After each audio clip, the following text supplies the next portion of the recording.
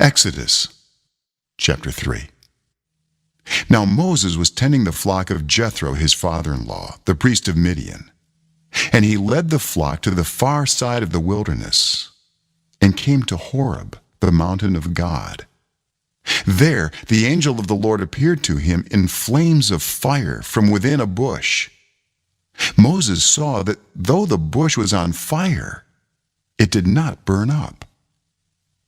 So Moses thought, I will go over and see this strange sight, why the bush does not burn up.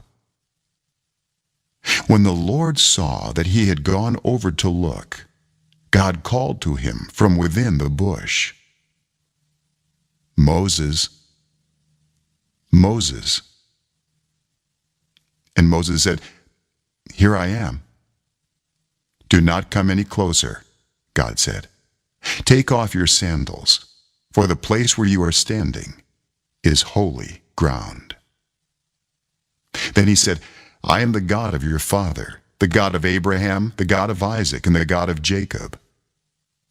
At this, Moses hid his face because he was afraid to look at God.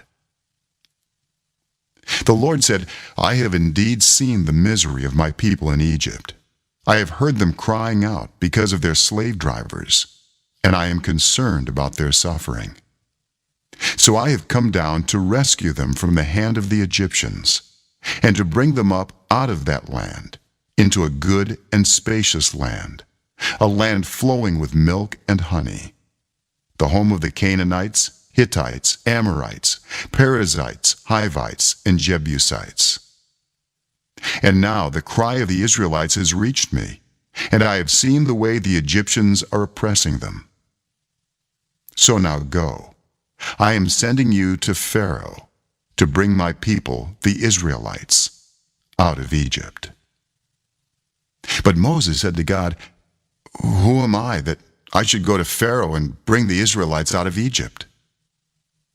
And God said, I will be with you, and this will be the sign to you that it is I who have sent you. When you have brought the people out of Egypt, you will worship God on this mountain. Moses said to God, Suppose I go to the Israelites and say to them, The God of your fathers has sent me to you, and they ask me, What is his name? Then what shall I tell them? God said to Moses, I am who I am. This is what you are to say to the Israelites. I am has sent me to you. God also said to Moses, Say to the Israelites, The Lord, the God of your fathers, the God of Abraham, the God of Isaac, and the God of Jacob, has sent me to you. This is my name forever, the name you shall call me from generation to generation.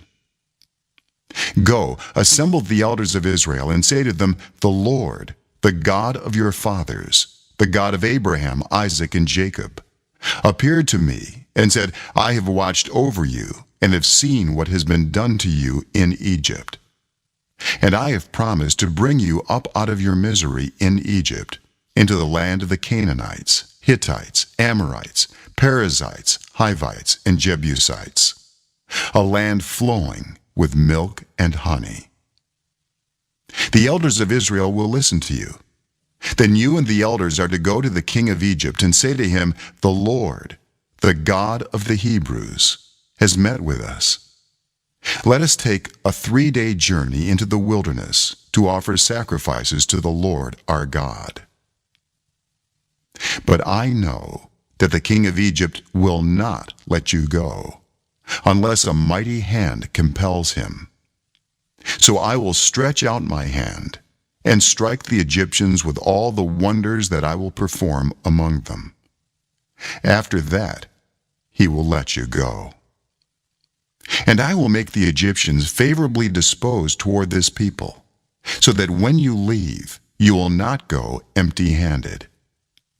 Every woman is to ask her neighbor and any woman living in her house for articles of silver and gold and for clothing, which you will put on your sons and daughters. And so you will plunder the Egyptians. Chapter 4. Moses answered, "What if they do not believe me or listen to me and say, 'The Lord did not appear to you'?" Then the Lord said to him, "What is that in your hand?" "A staff," he replied. The Lord said, "Throw it on the ground." Moses threw it on the ground, and it became a snake, and he ran from it. Then the Lord said to him, "Reach out your hand and take it by the tail." So Moses reached out and took hold of the snake, and it turned back into a staff in his hand. "This," said the Lord, "is so that they may believe that the Lord, the God of their fathers, the God of Abraham, the God of Isaac, and the God of Jacob, has appeared to you." Then the Lord said, "Put your hand inside your cloak." So Moses put his hand into his cloak, and when he took it out, the skin was leprous. It had become as white as snow. "Now put it back into your cloak," he said. So Moses put his hand back into his cloak, and when he took it out, it was restored like the rest of his flesh. Then the Lord said, "If they do not believe you or pay attention to the first sign, they may believe the second. But if they do not believe these two signs or listen to you, take some water from the Nile and pour it on the dry ground. The water you take from the river will become blood on the ground." Moses said to the Lord, "Pardon your servant, Lord. I have never been eloquent, neither in the past nor since you have spoken to your servant. I am slow of speech and tongue." The Lord said to him, "Who gave human beings their mouths? Who makes them deaf or mute? Who gives them sight or makes them blind? Is it not I, the Lord?